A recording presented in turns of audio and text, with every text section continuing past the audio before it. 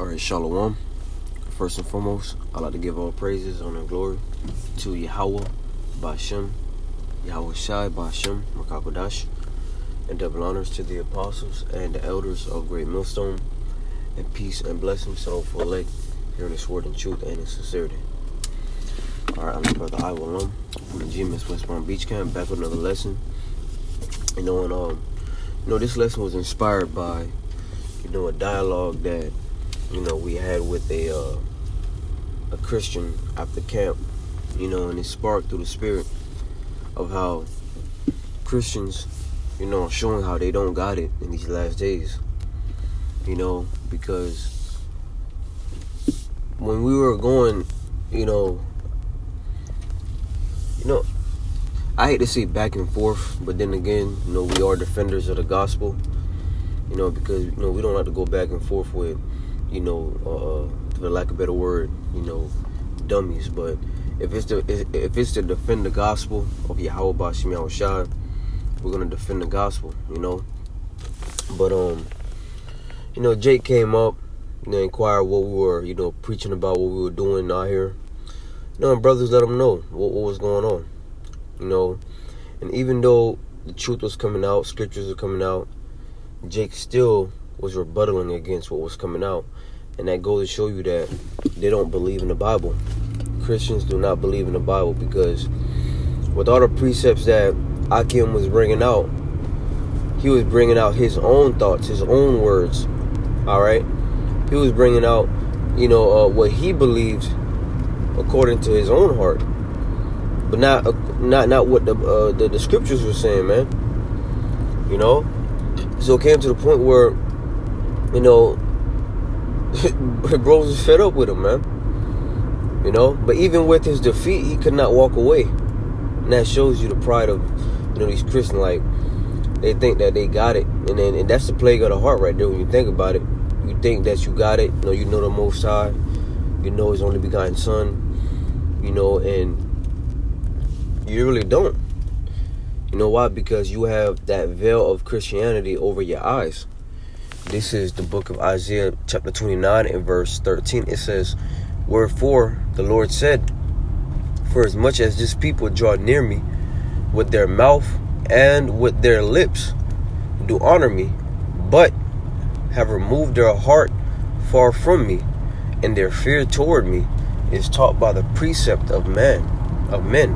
You see, so if you ever, you believers, you ever encounter a Christian, all right, you hear them talk, they're bringing up points that have nothing to do with the Bible, man.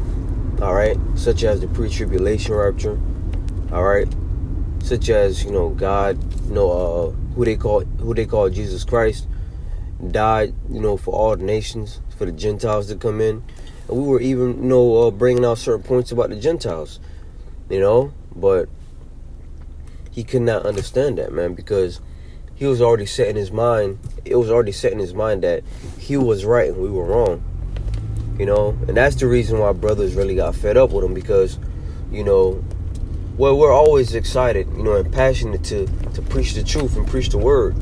But the problem is that he was not listening to understand. He was listening to rebuttal. He was listening to say, "Ha, I'm right, you're wrong." You see, and that's why he could not leave even after he was cut through the scriptures, because he wanted to be right. You see, and that's how we can tell through the spirit, all right, who's faking, all right, and who's really trying to learn. Because those really trying to learn, they're gonna listen. They're gonna come up as a babe, wanting to learn. But this guy, he came up, he really came up to rebuttal, to try to tear down what the truth is saying, man. But you really can't do it. The scripture says that, for we can do nothing against the truth, but for the truth.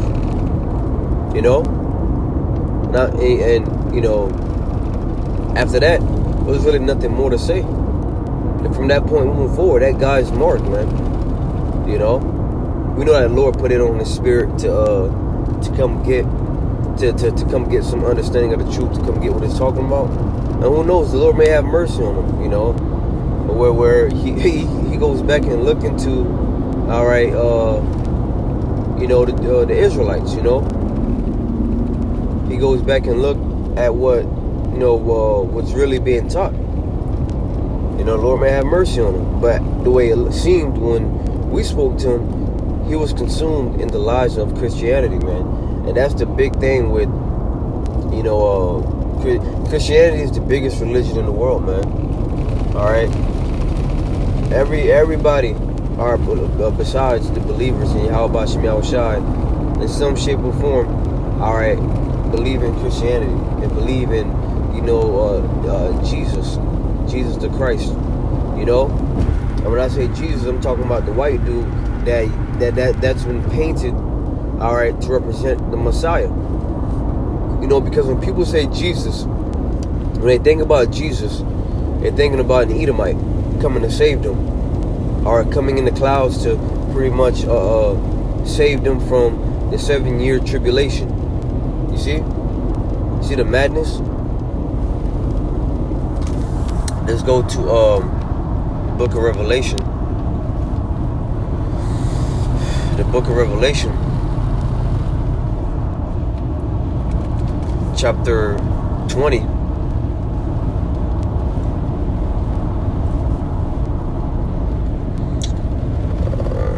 In verse 7 actually is where I want to go. Right here. Revelation chapter 20 verse 7. And it says, and when the 1,000 years are expired, and when you understand the scriptures and prophecy, the 1,000-year period represents when the Edomites were in a low state, a low position. See, when it says Satan right here, it's not talking about a spiritual demon Satan. Satan just means adversary. Alright?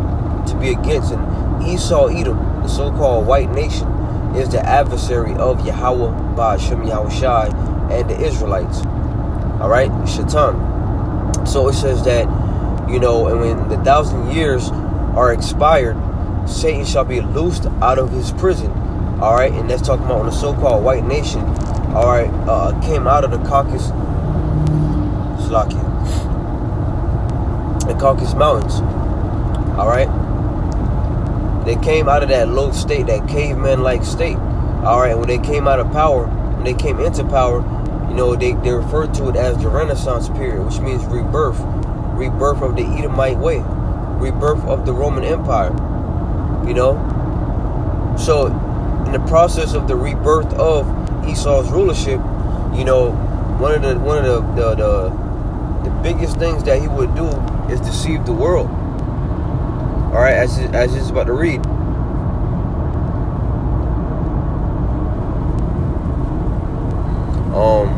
I'm gonna jump down to verse 10. And the devil, let me see. Is this the one on? Okay, right here, Salakia.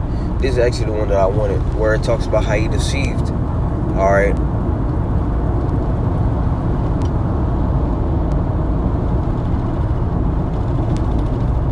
Matter of fact, I should start from verse 1. Salakia for that. I want the point where it talks about how Satan should deceive the nations. All right. Revelation 20 and verse 1. And I saw an angel come down from heaven. And that angel is Yahushai. All right. When you read the book of Matthew, the 28th chapter, Yahushai, at the end of the verse, the chapter, Yahushai says, all power is given unto me in heaven and in earth. Okay. So Yahushua has been given power in heaven and in earth. So when it says, and I saw an angel come down from heaven, having the key of the bottomless pit and a great chain in his hand. The chain represents captivity, bondage.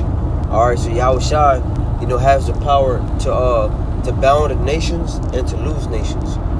Okay, i.e., when Esau, Edom was bound, Yahushua is the one who put him in that low-like state, that low-like position.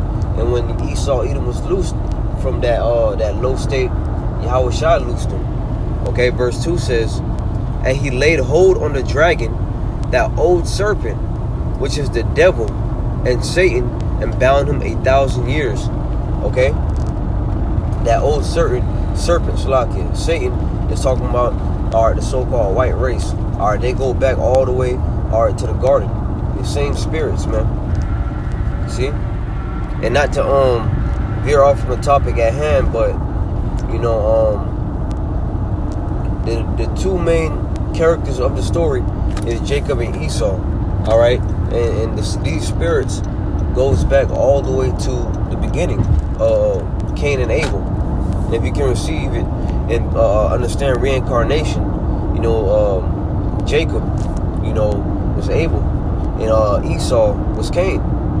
That same spirit, you know, came back with the hatred for his brother. You see, verse 2 says, and he laid hold on the dragon, that old serpent, which is the devil and Satan, and bound him 1,000 years, you see, and cast him into the bottomless pit, and shut him up, and set a seal upon him, that he should deceive the nations no more. You see? That he should deceive the nations no more. Okay, that's all Esau is known for. He's known for deceiving. He's known for the sword. See, two of Esau's greatest weapons is deception. Well, the number one, all right, weapon is the sword. That's his blessing. All right, and another one is deception. You know, so you can see this is how Edom took over the world, through the sword and deception. So when you go back to the Renaissance period, the so-called white man, you know, he what they call iconoclasm, pretty much when they replaced the so-called the dark images, all right, the so-called black images of our people ruling, and they made them all white people. Okay, and that includes, you know, the correct depiction of the Most High and His only begotten Son and the Israelites. Right? It says, and set a seal upon him that he would deceive the nations no more, till the 1,000 years should be fulfilled, and after that he must be loosed a little season. All right, and he was loosed a little season. We're living in that little season right now, because Esau's rulership right now, compared to our 1,000 years or eternity, that's just a small number. Okay, so Salaki, my point of bringing this out was because the deception that Edom has done since he came out of that low state, that caveman-like state, the Caucasus Mountains, all right, has an effect until this day, on the minds of these people. All right, has an effect until this day, on the world, man. Because people still believe that a so-called white man, all right, is coming back to save them. They are, all right, before the tribulation happens, man. It's just a lot of confusion, a lot of madness. All right, and Tawada Yahweh Bashim Yahushai for removing us out of that madness, man. Because I'm not going to front, I was one of those that believed that the Lord looked like a so-called white man before the truth, man.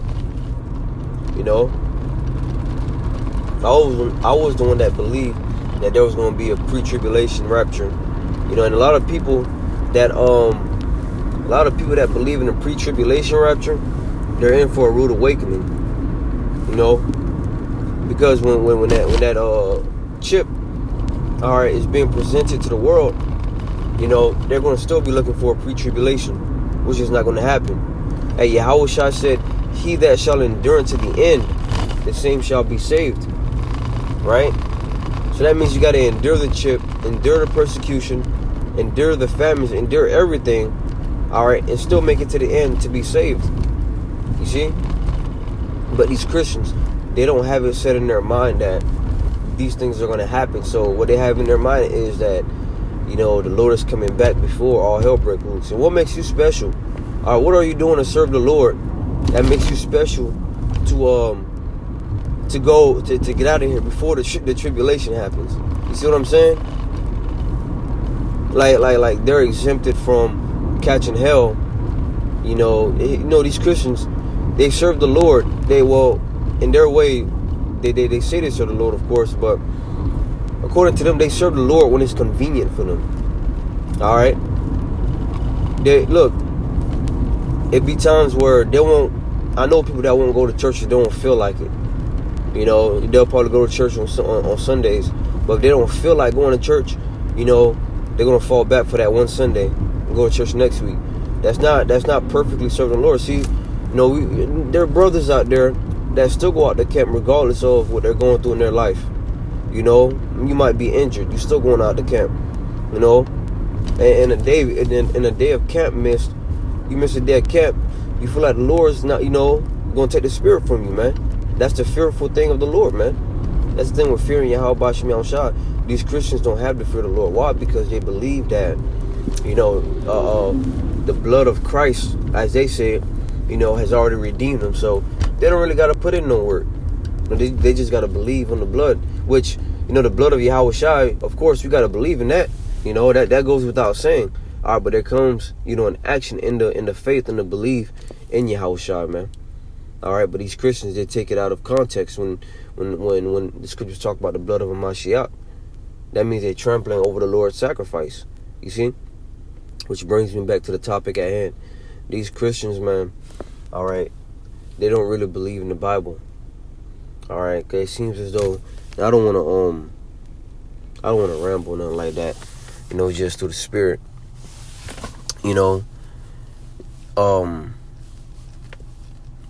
They seem to just want to speak out of their heart. 1 John chapter, was it 2? It's lucky because I'm driving right now, so I'm trying to multitask. But where it says, beloved, believe not every spirit, but try the spirit. Because this guy, in a way, was a false prophet. Because because you best believe he's telling people that there's going to be a rapture that happens, before the tribulation happens. This is 1 John chapter 4 and verse 1. It says, beloved, believe not every spirit, but try the spirits, whether they are of the Most High, because many false prophets are going out into the world. You see? And that's what we were doing through the spirit, man. Certain points that were being brought out, was really trying his spirit. And all right, and he showed that he did not believe. Because when points was coming out, he was shaking his head. He wasn't saying like, I disagree with this, I disagree with that. But he was shaking his head like, nah, I don't agree with that. Although we were bringing out precepts, and he did not bring out one precept. And that's something that you're gonna see commonly among unbelievers, is that they'll bring no precepts, out whenever they want to say something or argue something. It's always coming from the heart or from their understanding. Because we dealt with a clown like that last week. That's the spirit. We dealt with a Christian clown like that last week, who wanted to share his opinion on the Bible. All right, and marvel and to no surprise, it was about the same thing, about the blood of Christ, as they say, right? But he was bringing out no precepts concerning what he was saying. And man, every brother was bringing out a precept to cut him, man. All right, but that just go to show you that who the Spirit of the Lord is really abiding with, man. All right, so the Lord willing, this lesson was edifying to those that watched. I want to give all praises, honor, and glory to Yahweh, Ba'ashem, Yahweh Shai, Ba'ashem, Rakakwadash. Double honor to the apostles and the elders of Great Millstone, and peace and blessings to those who are hearing this word in truth and in sincerity. Until next time, I say shalom.